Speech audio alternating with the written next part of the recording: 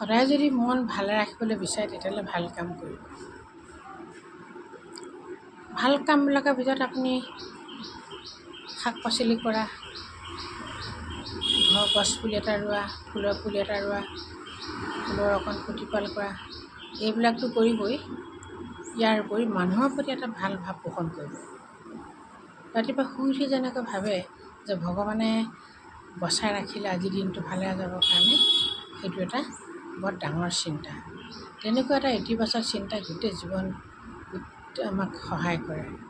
দিনটোলৈ আমি অকণমান সকাহ পাবলৈ বা অকণমান ভাল লাগিবলৈ হ'লে এনেকুৱা ইতিবাচক চিন্তা আমি পোষণ কৰিব লাগিব, আৰু এই চিন্তাহে আমাক অগ্ৰগতিত সহায় কৰিব। গতিকে প্ৰকৃতিৰ প্ৰতি প্ৰেম ৰাখি ভাল পোৱা গছ পুলি ৰুব, ফলৰ গছ ৰুব, ফুলৰ গছ ৰুব, সেইবিলাকৰ পৰা যিখিনি পাব সেই আপোনাকো ভাল লগাব আৰু আনকো সহায় কৰিব, আনেও ভাল পাব।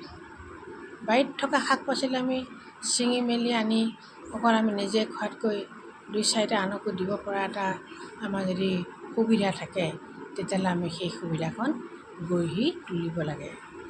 কৰোঁ বুলি ভাবিলে কিছু কাম আমি কৰিব পাৰোঁ, কিন্তু সেই মনোভাৱটো থাকিলে আপুনি আকৌ সৃষ্টিশীল কামবিলাকত আগবাঢ়িব পাৰিব।